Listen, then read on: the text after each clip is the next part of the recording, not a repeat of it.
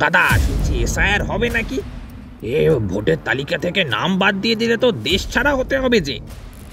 আজ্ঞে না, মোটেই তা নয়। অযথা ভুল তথ্যের শিকার হবেন না। আজকের ভিডিওতে এসআইআর নিয়ে থাকছে বেশ কিছু তথ্য, কিন্তু তারও আগে জানতে হবে যে এসআইআর কি। এসআইআর অর্থাৎ স্পেশাল ইন্টেন্সিভ রিভিশন ভারতের নির্বাচন কমিশনের ভোটার তালিকা সংশোধনের একটি প্রক্রিয়া। এটি কি আদৌ জরুরি? হ্যাঁ, অবশ্যই জরুরি। কারণ প্রতি বছর অসংখ্য মানুষের মৃত্যু হয় এবং তার দ্বিগুণ সংখ্যক মানুষ জন্মগ্রহণ করেন। ফলে ভোটার তালিকায় এমন অসংখ্য মানুষ আছে যারা মৃত। তাই সেই তালিকা সংশোধনের কাজই এসআইআর।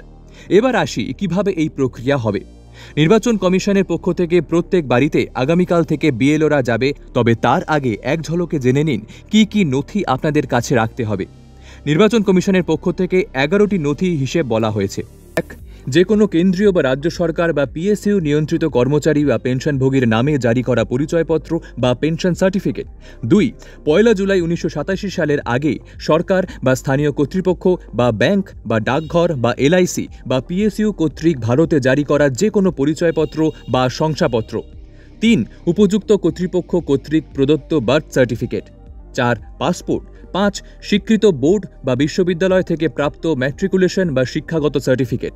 6. উপযুক্ত রাজ্য কর্তৃপক্ষ কর্তৃক জারি করা স্থায়ী বসবাসের শংসাপত্র বা পার্মানেন্ট রেসিডেন্স সার্টিফিকেট। 7. বন অধিকার সার্টিফিকেট। 8. ওবিসি বা এসসি বা এসটি বা উপযুক্ত কর্তৃপক্ষ কর্তৃক জারি করা বর্ণ শংসাপত্র। 9. জাতীয় নাগরিক পঞ্জি যেখানে এটি বিদ্যমান। 10. রাজ্য বা স্থানীয় কর্তৃপক্ষ কর্তৃক প্রস্তুত পারিবারিক রেজিস্ট্রেশন। 11. সরকার কর্তৃক প্রদত্ত যে কোনো জমি বা বাড়ি বরাদ্দের সার্টিফিকেট। যদি আপনার জন্ম 1 জুলাই 1987 সালের আগে হয়ে থাকে তাহলে আপনাকে উপরের 11টির মধ্যে যে কোনো একটি নথি জমা দিলেই হবে। এবার আসি কাদের নথি দিতে হবে। যাদের বাবা, মা, কাকা বা কোনো পরিজনের নাম গত এসআইআর এর লিস্টে নেই এবং তাদের নিজেদের নামও লিস্টে নেই, তাদের শুধু ডকুমেন্ট বা নথি দিতে হবে। সেক্ষেত্রে আপনাকে আধারের সঙ্গে বাকি 11টি নথির যে কোনো একটি নথি জমা দিতে হবে।